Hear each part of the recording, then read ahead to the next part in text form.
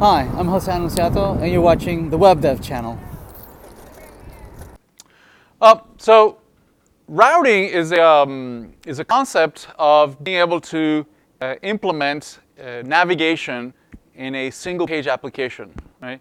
Navigation is natural in web applications, right? And typically the way you implement them is by using a hyperlink. Yes, just like you might navigate from the login page to the registration page, or vice versa. You create a hyperlink. You use the anchor, and then in the href you refer to another page, right? And so you might have things such as you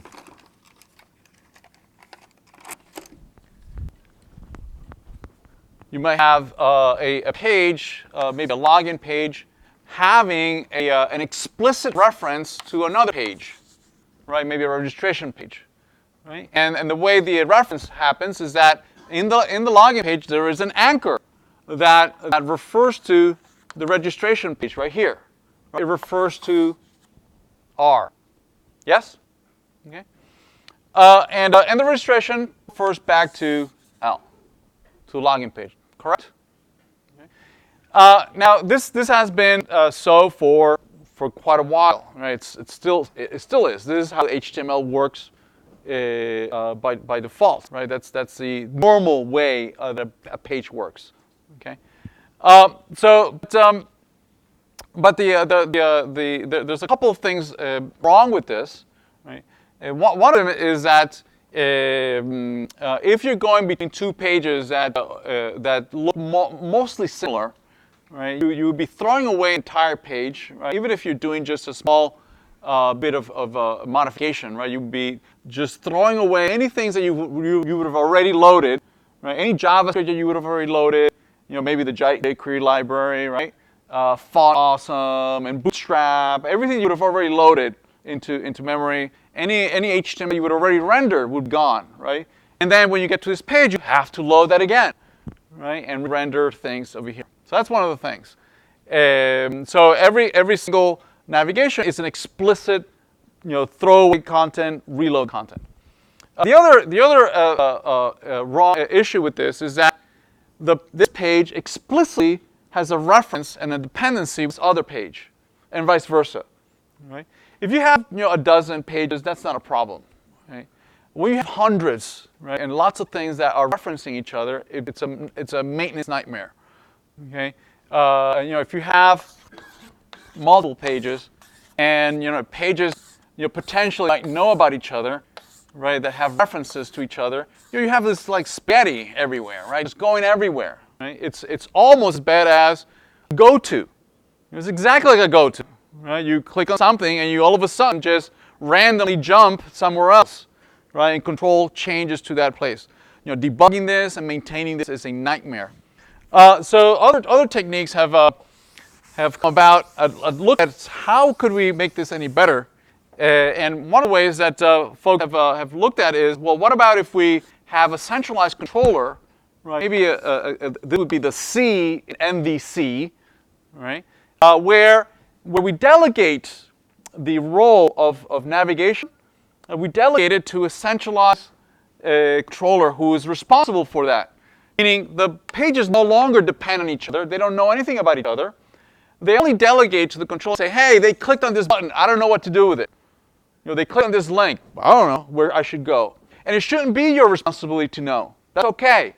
Right? Instead, you just notify the controller of the intent. What is the intent of the user? Right? And then the controller can run its logic and whatnot, right? And based on some configuration file, right?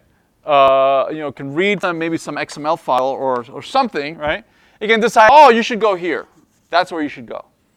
Right? And if here you click on something else, then this is where you should go. So no longer are the pages aware of each other, right? They only report the intent of the user.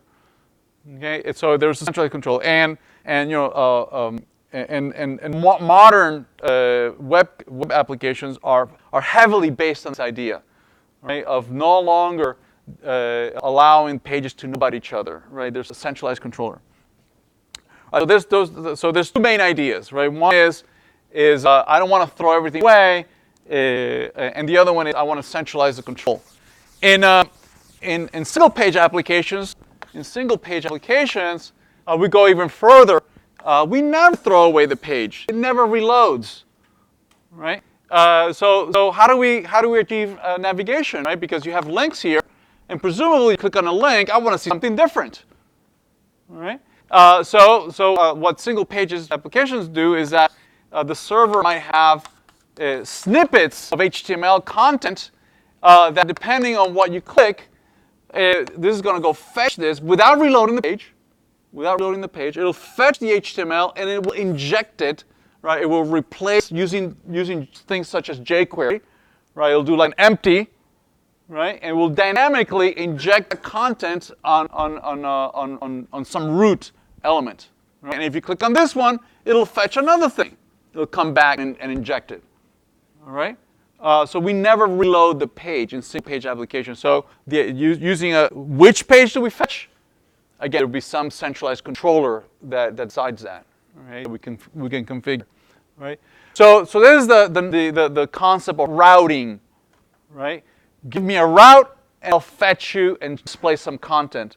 To do what? To implement the navigation. So we're back to navigation, right? But it's implemented in a completely different way. Right? We're still navigating, see different content as you click, but the implementation is totally different. Right? We never actually navigate away. Right? We fetch the content and we inject it. It looks the same, but it looks much better, right? All right. So how do we do routing? How do we do routing? So here's a hello world routing example. Okay? So we let's create a hello world routing. Let's see. As an example, an index, right? Let's not do modules or stateless. Let me comment that out. Right. Instead, let's create a new component in examples, a directory called examples. And in here, we'll create routing example. So this is routing. And routing is where we're going to do our work. Right. So let's, for instance, let's declare this const. In here. We'll need to load the React. And we'll need to export it. Export hello world into the default. Right? And from our index page, we can import it. Right? We can say import routing. What do we call it? Routing? I think so, right? Routing from examples routing, right? Actually, let me call this routing. And in my index, I can now render routing. Okay. All right. Let's see if this blew up.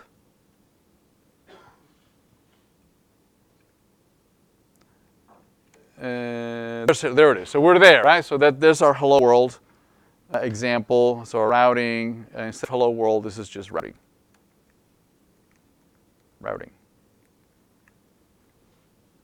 Okay, we're routing. Excellent. All right, so let's take a look at this example.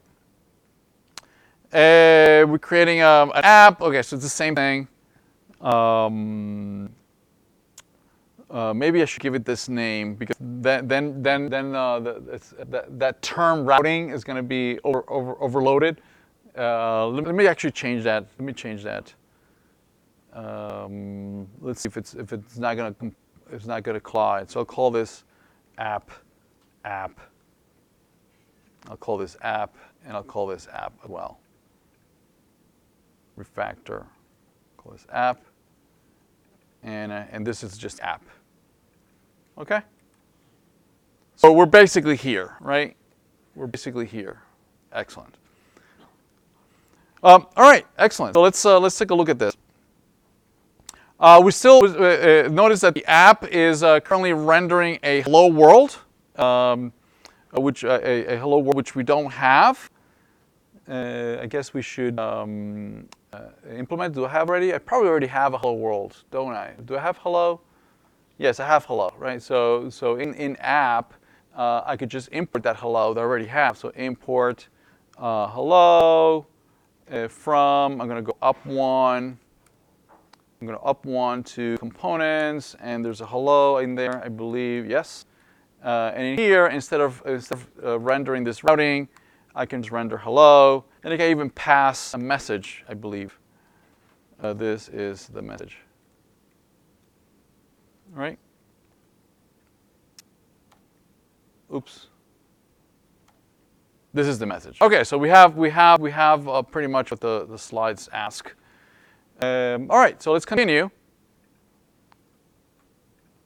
So what we're going to do is that we're going to use a new module added to React called the routing module, right? React router DOM, right? And in there there's a package called object browser router that I can rename it and use it, call it whatever I want it. I want to call it internally. I can call it router. Notice browser router as router. Okay. There was a version change in React. Before there was only one type of routing, but today, now because there's React Native, you can do routing also on React Native. Right? So to be able to distinguish between the two, they now, a new version of the routing library, now there's a browser router. Okay, this is specifically for use in browsers. Right? So first of all, we'll have to install React router.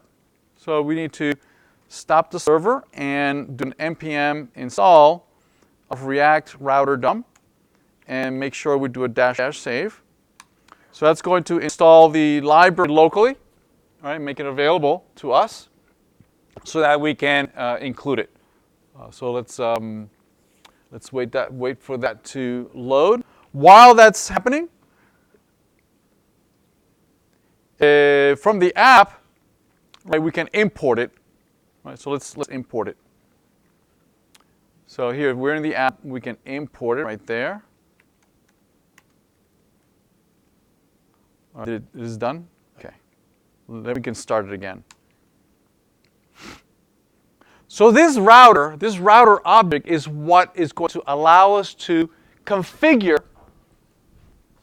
Is what's going to allow us to configure where do we want to go if you click on something, right? So the router is going to have many routes. It's going to say, when the route is this is what I want to render. If it's this other route, this is what I want to render. It's kind of like our controller. Okay. So let's do that. So we're going to load the router, and we're going to declare in the app just router, meaning this hello world here. This hello, we're just going to blow that away for now. Right. We're just going to have router. Okay, so if we go back to the rendering, notice that it doesn't render anything because router, I have no route. No, there's no routing yet. Okay. So what we're going to do here is we're going to say, okay, in that router, I'm going to declare I'm going to declare a link that I can actually click. Right, and if I click on it, I want to trigger a route, meaning that if I click on this, I want to navigate to that. So to generate these hyperlinks, we use the link component, right? That is declared as part of the React router DOM, right? This is going to render as a normal hyperlink. It's going to render as a normal hyperlink, and down below this is our controller saying that if the link at the top of the URL changes to /hello, this is what I want to render. This component. Right? And I can create any number of these things. Right? I can create a whole bunch of links and then a whole bunch of routes. Right? That if I click on this, I render this route. If I click on this other thing, I render this other route. Okay? So let's do that. Let's declare in here. Let's declare this div link. Let's declare just the link, just to show you. Right? In the route, let's just declare the link. Right? And Right, it's complaining because we have not loaded link from here. So let me load that link. There it is. There it is. This is my hello link up there. No, and if you take a look at it and inspect it, it's an actual hyperlink, right? It rendered just as a hyperlink. See that? Right. So internally, it just takes as an argument and it renders as a hyperlink. So there's no different there. The only difference here is that notice that it's not referencing any actual file. See that? It's not rendering hello.html, or it's not meant to reference any actual physical file. Right? But if you click on it, it's actually going to change the URL.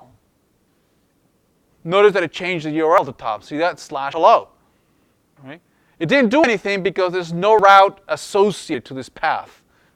Right? So let's declare a path. Let's declare a route associated to this path. What do we want to do? I've notified the controller that I want to navigate to hello, but there's nothing there. The controller says, I don't know what to do with that. Nobody told me what to do with it. Right? So let's go back to the other side and now declare a route. We're going to say declare a route, and it's going to say if the path is hello, I want to render the hello. I have hello here, right? Hello. Component. And the message. Oh, actually no. Well, I don't want to. I don't want to. I just want to run hard code it for a second. I want to render the hello if it renders if you navigate to the hello route. Okay. Route. Oh, we need to load route as well. So let's load route right here. Route. And a router may only have one child, so router doesn't like to have two children. You need to put this inside of a div. There you go. All right, there it is. Right. Notice that if hello is not there, notice that it doesn't show that hello component. Right. It only shows it when you navigate to hello.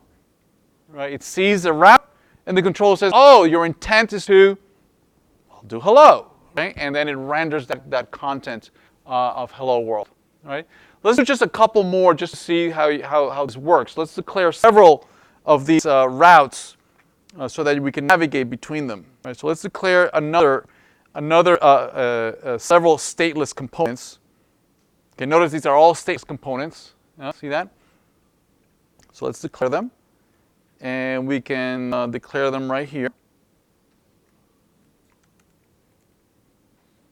Of which only app is being exported. See that?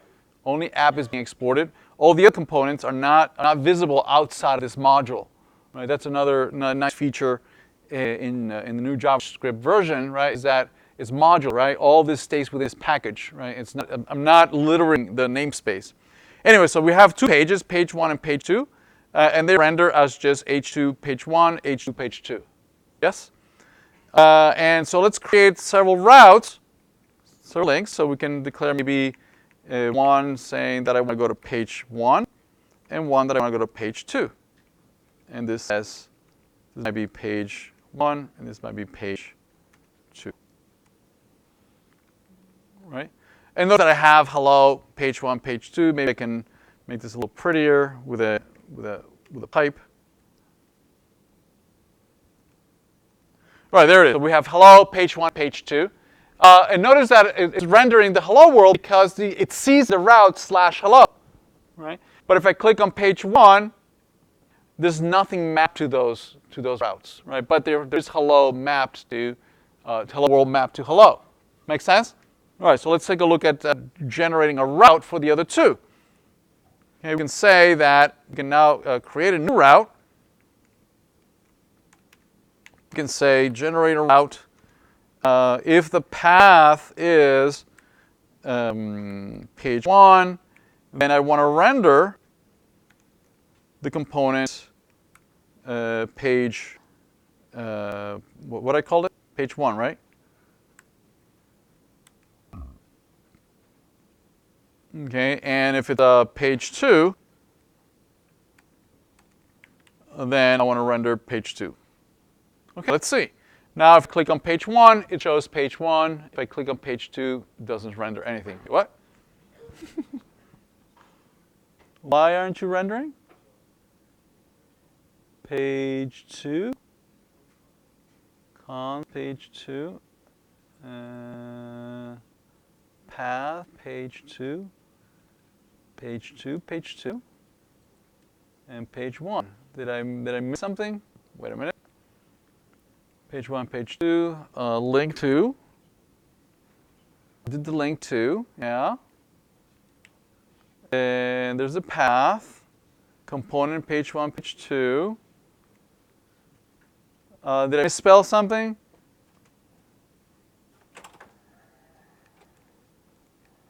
Page 2, okay, whatever. All right, hello, page 1, page 2. All right, so I could navigate to the different portions of this, right? The more interesting part is that instead of hard-coding this page 1 and page 2, is that oftentimes that URL up there has parameters, right? And so the values, instead of doing page 1 hard-coded and page 2 hard-coded, maybe you want it to be something like page slash, and then the 1, 2, 3, 4. You want to pass it like an argument, right, as an attribute that can be dynamic, right? So that'd be more interesting. So let's take a look at that. So let's map it to, let's create a couple of parameterized links, right? Parameterized links. So let's put them right here. Okay.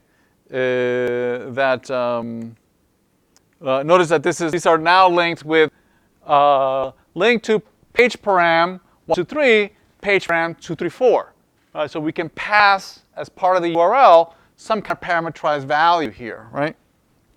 Right? But they're linked with these URLs, right? And if we run this, there we go. Right now they're not mapped to anything, right? So they're being ignored. Right? So let's fix that. So we can now declare the parameterized one. We can grab that declaration of a stateless component, right? That, notice that takes as argument,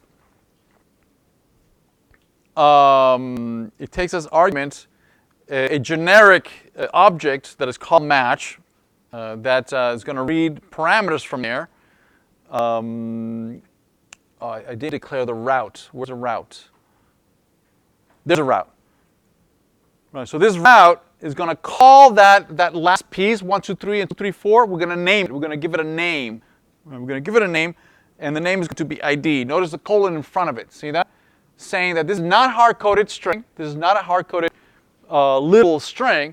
It says that whatever follows, right, I want to map it, I want to bind it to a variable called ID that I then want to be able to reference it from within the component. Okay? So let's do that. Let's copy that route and put it down here. Oops. Okay. So this is saying that if you see the following URL pattern, right, that says slash, wait, did I copy the wrong one? Ah. I copied the wrong one, sorry. Oh, there it is. Oh, okay, I forgot to copy this. All right, sorry, there it is. There. If you see in the URL, you see this parameter, this pattern, right, that starts with page param, but is followed by anything. I don't care where it is, right? Bind that whatever, right, bind it to a variable called ID, right, and pass it to this component. Which the component is going to take this, is going to be able to parse this from a parameters, right, and then it can use it internally, right, for whatever it wants. Okay. All right, so in here, the page param we declared here is going to it's going to the internal route, right, it's going to parse it. It's going to parse that ID. It's going to make it available to you in an attribute called match, right? And in match there'll be a property in there called params, with parameters, right? And this will be a map of attributes. You can pass any number of arguments, but they'll all be available with the name that you gave it when you declared it, when you declare the route, right? So this is created for you, right, by the routes library, right? It creates it and puts it there with the params. So so instead of having these two separate components, we can generalize it into one single component. See that? All right. So let's take a look at that. So there it is. So these page 1 and page 2, these are individual components, yes? Whereas these don't work. Page param. Wait, did I reload? Oh, okay. There we go. So notice that these two could have been implemented with a single one. See that? Right? And again, as good developers, we're always, when we find that we're copying and pasting content, right, we always look at how can I generalize this, right? How can I generalize so that I don't have to maintain two components? Can I generalize into one single component and then parameterize it and pass in the value? So there it is, page param. And the very last one is page update. Yes? Is there a difference between params and prompts? Oh, properties. Yeah, that would be for stateful. In a stateful, they would be passed as an attribute. Here, we're not passing as an attribute, right? They're being parsed from the URL. So they come from different places. So yes, if it would be a property, it would be in props. Okay, and let's see, where are we? Okay, so one more thing. Which is, I guess it'll become apparent in the next lecture. But here we have a different version of the same idea. Different version of the same idea. There's your props that you were asking about. If instead of using a stateless, instead of using a stateless component like we have been, right, and you need to do something more, that you need the component to have state, right, where it might have a list of things, might have data that is fetching from a server and it's maintaining in its local memory and whatnot.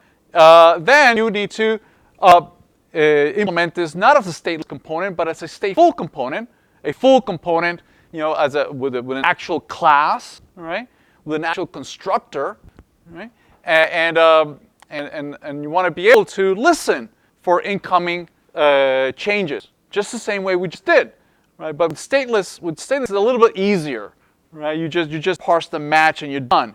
In a stateful component, it's a little bit trickier. And let's see how to do it. Right. So let's declare two links. Let's declare two links. And so down below here, we can just declare it right here. Paste it. Yeah. So notice that this is page param and this is a page update. Okay. And they're linked to two different things, right? So let's if we render that, we refresh. Oh, okay. So it doesn't have page update. Oh, it doesn't have the page update component. So let's declare the page update component. I think I have it here. There's my page update component. I'm just going to copy it. And I'm just going to paste it down here. Oops. Copy. Paste it. This is going to have to extend React.component, right? And this is just like any other component that we'll be looking at for the rest of the week. But notice that it's dependent on some state information, right? And that state information can only come from a constructor. So let's declare a constructor that takes as argument the properties and call super with properties, props. Oops. Props, there we go. And it's going to declare this dot state. I'm sorry. This dot state equal an ID whose value is, I don't know, 1, 2, 3. All right. All right. So let's re-render this. Page update. Oops. Page param. Page param. Page update. Wait, where's my 2 page params? Oh, there we go. So page param and page param. There we go. Okay. Page update is rendering what? Let's see. It's right here. It's page update, and it's passing. Notice what it's passing. Notice that it's passing 345 and 456. And it's binding it to an ID properties. Right? It's binding it to an ID of properties.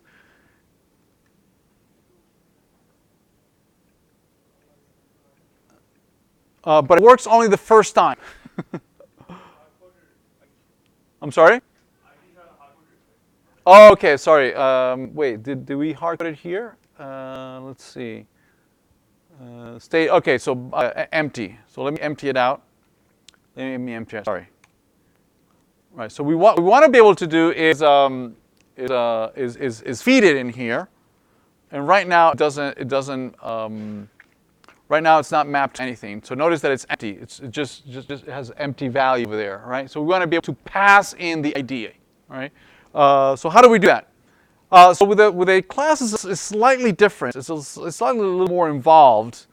We need to declare an event handler. We need to declare an event handler on the constructor, right? And then declare a function that handles it. We need to detect when the component has loaded, right? When it gets instantiated, right? There's a couple of lifecycle methods that get called when the component is instantiated, and when it's loaded, it's ready to be rendered on the page, right? And these are some lifecycle functions that are called, that the framework calls on you, saying, hey, I'm ready to render, what do you want to do? Okay? And one of the things that we wanted to be able to do once we get this lifecycle call, we're going to say, okay, if I'm ready to render, from the properties, I want to parse the match. This is what the router is doing for me, putting it in the match. Right? I want to parse the parameters in there, and I want to call my local update page function that is going to read this parameter. It's going to change the state. It's going to change the state. Right? So let's do that. Let's grab that. Let's grab the implementation. Yeah, when you use Stateful, it's a little more involved, unfortunately. It's so much easier with stateless. Right? And then we need that function, the update function. There it is. It's just going to read the ID that is passed as an argument, and then it updates the state. Changes the state into whatever's parsed in from the parameters. Right? And now it should work, hopefully. There it is. Now it's working. See that? So what this says is that try to be stateless. It's so much easier, right? But if you need to maintain state like in a local array or a local object, and it's changing, as you add to it or remove from it, right? Then you have to go stateful, right? And you have to maintain your own state. And if that's the case, then you have to use this other implementation. Unfortunately, it's a little more involved. All right. So yeah. So all these examples were hard-coded. These two were two components, the two static components.